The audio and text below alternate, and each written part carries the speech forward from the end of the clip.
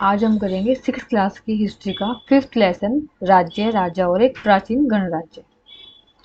राज्य मतलब जैसे आज के समय में क्या है, दिल्ली क्या एक राज्य है। भारत में 29 राज्य है ना, पूरे भारत को टुकड़ों में बांटा गया है। तो राज्य, राजा, राज्य में क्या होता था, पहले राजा होता था और एक प्राचीन गणराज्य। प्राचीन मतलब पुराने समय में जिस तरीके के गणराज्य होते थे उसके विषय में हम पढ़ेंगे।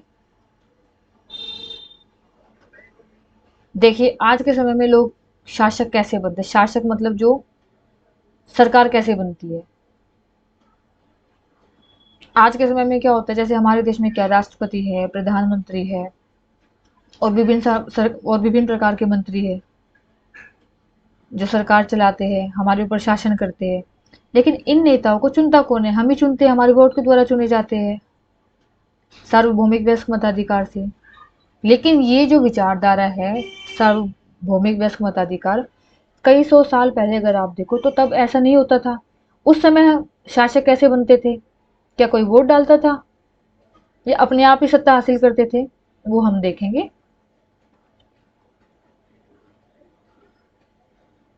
देखिए लगभग 50 वर्षों से हम अपने शासकों का चुनाव मतदान के जरिए करते हैं। कम से कम 50, लगभग 50 साल से हम क्या देख रहे हैं कि हम अपने शासक, जो हमारे नेता है, शासक मतलब नेता, उनका जो चुनाव है हम वोट के द्वारा करते हैं। मतदान मतलब वोट डाल के करते हैं। लेकिन बहुत पहले, कई सौ साल पहले लोग कैसे शासन करते थे, शासक बनते थे। कुछ राजा जन, यानी इसका मतलब क्या हुआ कि कुछ राजा, हमने इससे पहले 4th लेसन में क्या पढ़ा है कि कुछ राजा जन, जो आम जनता, उसको जन कहा जाता था, तो उसके द्वारा चुने जाते थे। परंतु 3000 साल पहले इसमें कुछ परिवर्तन दिखाई दिया।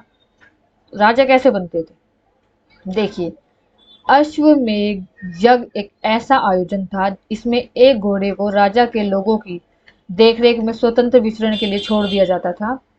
इस घोड़े को किसी दूसरे राजा ने रोका तो उसे वहां अश्वमेध यज्ञ करने वाला राजा से लड़ाई करनी पड़ती थी। पहले क्या होता था, पहले शासक कैसे बनते थे, एक यज्ञ होता था जिसका नाम था अश्वमेध यज्ञ। ये क्या होता था, इसमें क्या करता था, राजा एक घोड़ा, अपने घोड़े को आजाद छोड़ देता था घूमने के लिए। और उस घोड़े की देखरेख, मतलब किसकी देखरेख में, जो राजा के लोग होते थे वो उसकी देखरेख में घोड़े को आजाद छोड़ देते थे घूमने के लिए। अगर उस घोड़े को किसी दूसरे राज्य के राजा ने रोक दिया, इसका मतलब क्या है कि उस जिसने भी रोका, उस राजा को, जो राजा अश्वमेध यज्ञ करना चाह रहा है, उससे युद्ध लड़ना पड़ेगा, लड़ाई लड़नी पड़ेगी। अगर उसने उस घोड़े को जाने दिया, जहां वो घूम रहा है उसको जाने दिया, इसका मतलब क्या है कि वो ये मान गया है, वो हार गया, मतलब वो ये मान गया कि जो अश्वमेध यज्ञ करने वाला राजा वो मेरे से ज्यादा शक्तिशाली है। इसके बाद उन राजाओं को यज्ञ में आमंत्रित किया जाता था। फिर जिन राजाओं ने घोड़े को जाने दिया, नहीं रोका, इसका मतलब वो हार चुके हैं कि भाई जो अश्वमेध करने वाला राजा है वही शक्तिशाली है। तो उन राजाओं को बाद में क्या होता था, जब यज्ञ किया जाता था तो उनको इनवाइट किया जाता, आमंत्रित किया जाता था। यह यज्ञ, यज्ञ करता कौन था, जाहिर सी बात है पंडित करेगा, ब्राह्मण करेगा, जिसको लिए उस समय में शब्द यूज होता था पुरोहित। यज्ञ कौन करेगा, पुरोहित करेगा। इसके लिए पुरोहित को क्या दिया जाता था, राजा उपहार दिए जाते थे। और जो अश्वमेध यज्ञ करता था उस राजा को बहुत शक्तिशाली माना जाता था। जो भी राजा आते थे, क्योंकि बहुत सारे राजाओं को इनवाइट किया जाता था, तो जो भी राजा आते थे उस यज्ञ में, वो सब क्या करते थे, कुछ ना कुछ गिफ्ट, कुछ ना कुछ उपहार लाते थे, किसके लिए, राजा के लिए। दोबारा बता देते हैं आपको। देखिए कई सौ साल पहले कोई भी कैसे शासन करता था, राजा कैसे बनता था, अश्वमेध यज्ञ होता था एक। वो जो राजा इस यज्ञ का आयोजन करता था वो अपने घोड़े को आजाद छोड़ देता था घूमने के लिए, और उस घोड़े पे निगरानी होती थी राजा के लोगों की। अब उस घोड़े को जिसने रोक दिया, जिस भी राजा ने रोका, किसी भी राज्य के राजा कहाँ का होता है, किसी भी राज्य का, तो जिस भी राजा ने उस घोड़े को रोका, इसका मतलब कि वो, उसको क्या करना होगा, उसको राजा से युद्ध करना पड़ेगा। किस राजा से, जिसने अश्वमेध जो यज्ञ करवाएगा। अगर घोड़े को जाने दिया, नहीं रोका, मतलब राजा डर गया है और उसने क्या किया, उसने ये मान लिया है कि भाई मुझसे ज्यादा शक्तिशाली वो राजा है जो यज्ञ करवा रहा है, ठीक है, जिसका घोड़ा है। बाद में क्या होता था, जिन्होंने घोड़े को नहीं रोका ना, जाने दिया, उन सब राजाओं को ये राजा जब यज्ञ करवाता था तो उनको इनवाइट करता था, उनको बुलाता था। और ये जब आते थे तो गिफ्ट लेके आते थे, उपहार लेके आते थे राजा के लिए।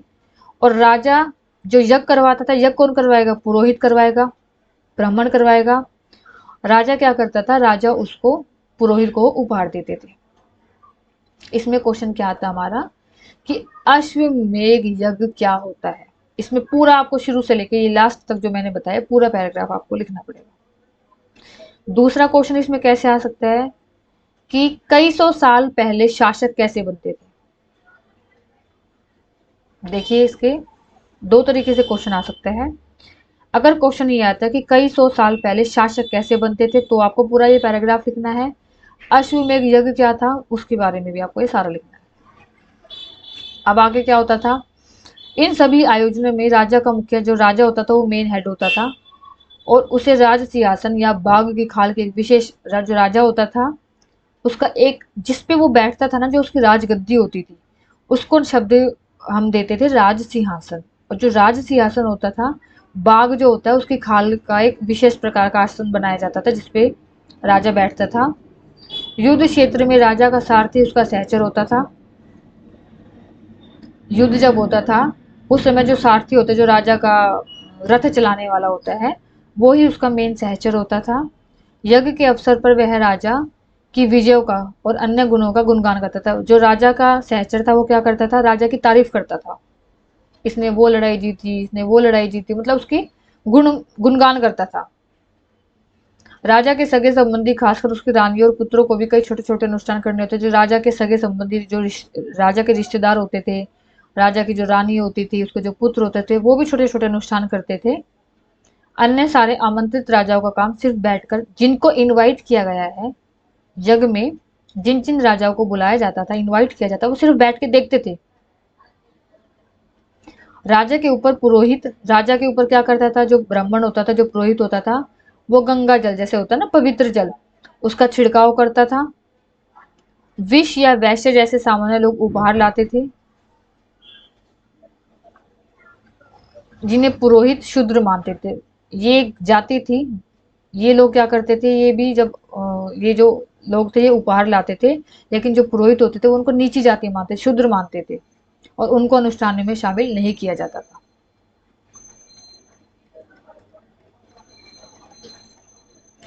जनपद, उस समय कैसे कैसे राज्य थे, जनपद था। जनपद का क्या अर्थ है, जन मतलब लोग, जनपद लोगों के बसने की जगह, तो जनपद का मतलब क्या हो गया, लोगों के बसने की जगह। जनपद उस समय में कौन कौन सी जगह थी, दिल्ली का जो पुराना किला है वो जनपद था, यूपी में जो मेरठ के पास हस्तिनापुर है वो जनपद था, एटा के पास अतरंजी खेड़ा जो है वो जनपद था। और ये हमें कैसे पता चला, हमने जब हमारे जो पुरातत्वविद है, जो पुरानी चीज़ों की खुदाई करते हैं, पता लगाते हैं, उनसे पता चला। अब वो कैसे रहते थे, लोग झोपड़ियों में रहते थे, जानवरों को पालते थे, और गेहूं, धान, जौ, दाल, गन्ना, तिल और सरसों ये सारी फसलें उगाते थे। इसका मतलब इनको खाते थे।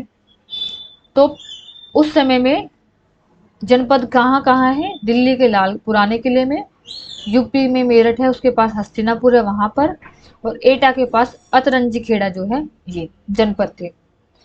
वहां जब खुदाई किए तो हमें क्या क्या मिला है कि वो लोग जानवरों को पालते थे, झोपड़ियों में रहते थे, गेहूं, धान, जौ, दाल, तिल, गन्ना और सरसों जैसी फसलें उगाते थे।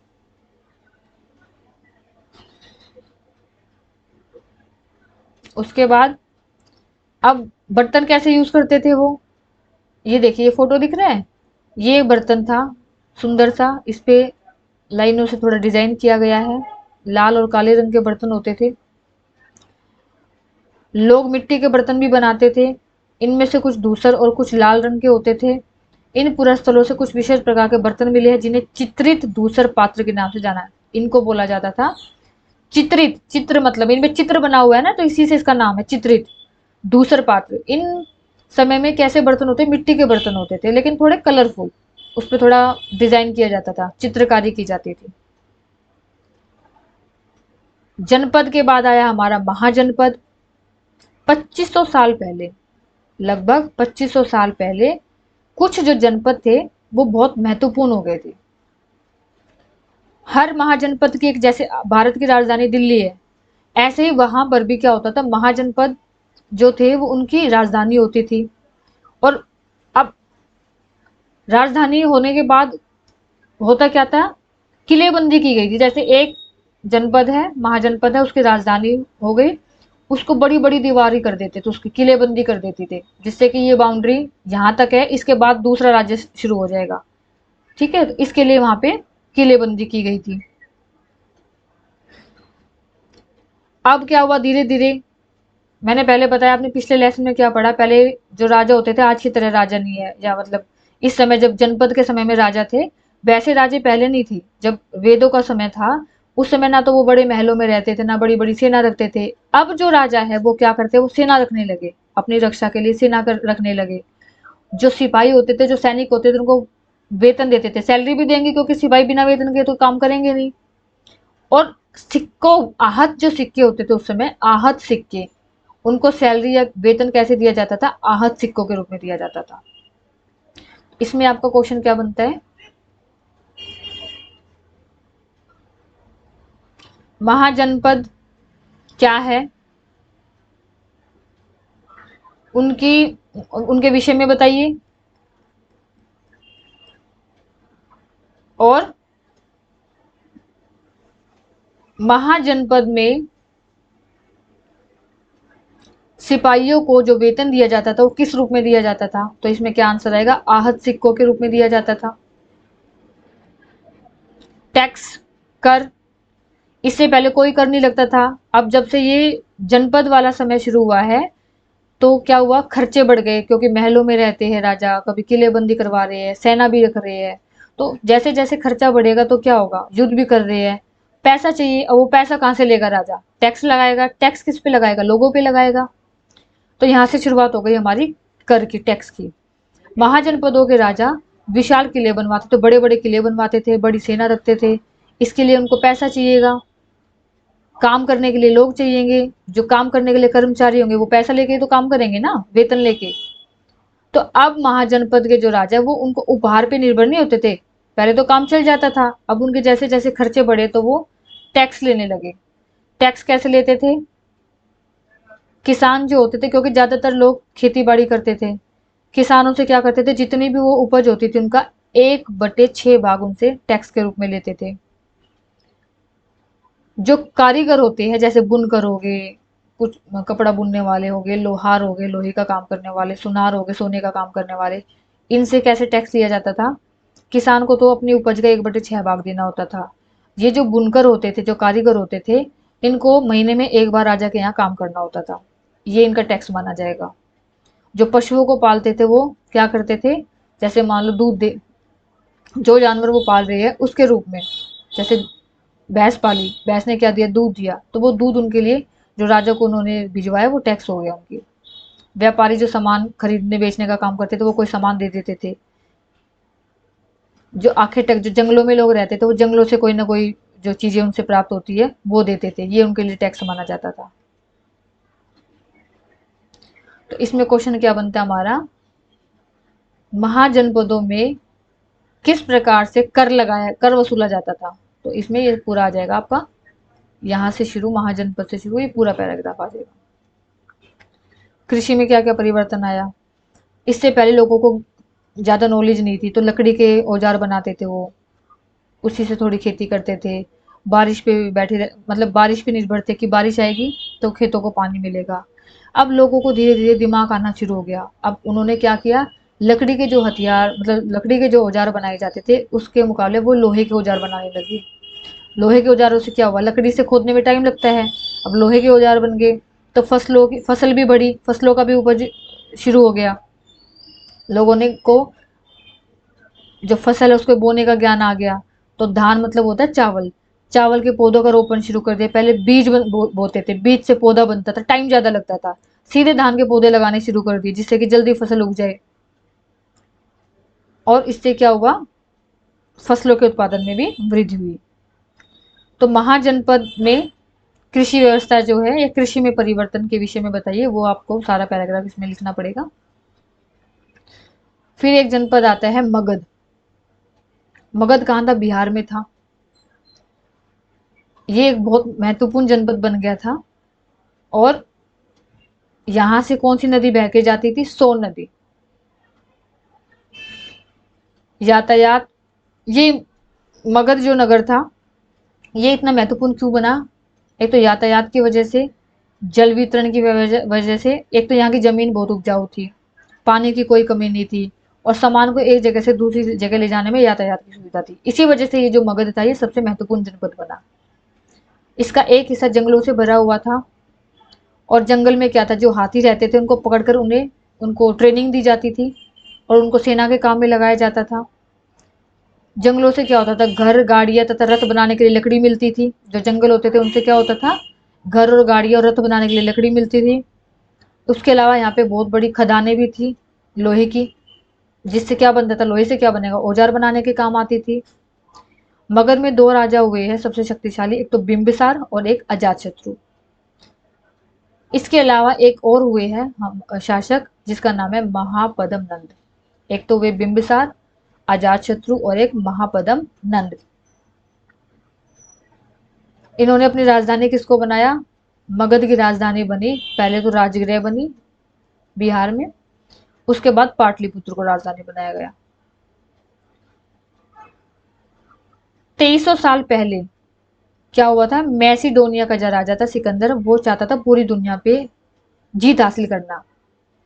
पूरी तरह सफल न होने पर भी वह मिस्र और पश्चिमी एशिया के कुछ राज्यों को जीतता हुआ भारतीय उपमहाद्वीप के व्यास नदी के किनारे, दुनिया के कुछ हिस्सों को उसने जीत लिया, और वो भारत में व्यास नदी के किनारे पहुंच गया।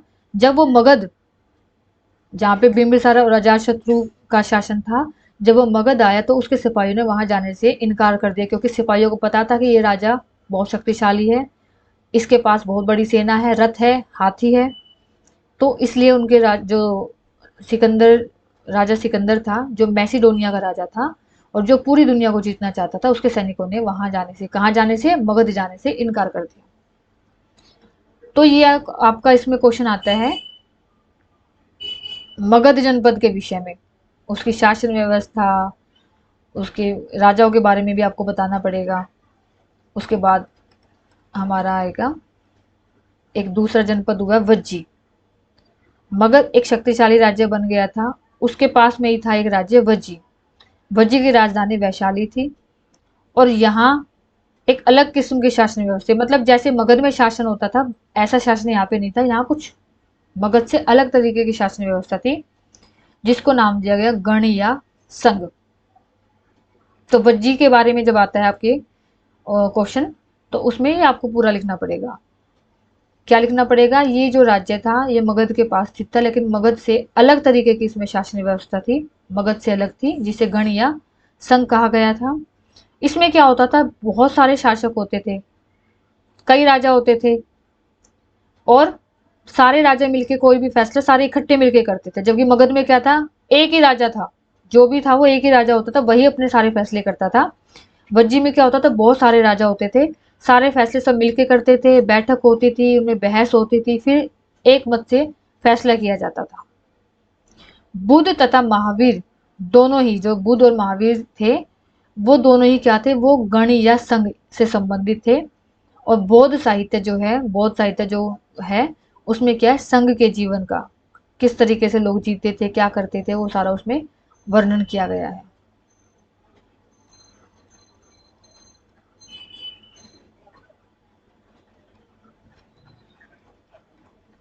तो ये हमारा लेसन यही खत्म होता है।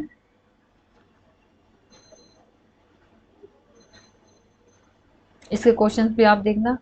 आप अगर पूरा इस लेसन की वीडियो देखोगे तो आपको हर क्वेश्चन का आंसर अपने आप ही मिलेगा, सही है गलत है।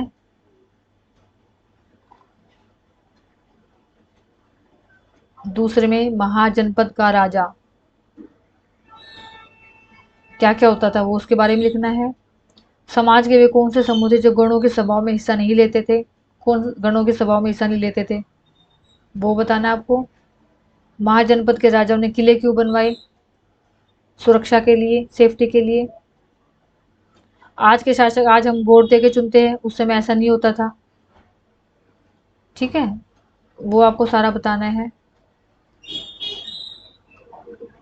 तो ये लेसन हमारा यहीं खत्म होता है। इसकी पीडीएफ डिस्क्रिप्शन बॉक्स में, वहाँ से आप डाउनलोड कर सकते हैं। और चैनल को सब्सक्राइब कीजिए, जिससे कि आगे जो भी वीडियो मैं इसके अपलोड करूँ उसका नोटिफिकेशन आप तक आ जाए।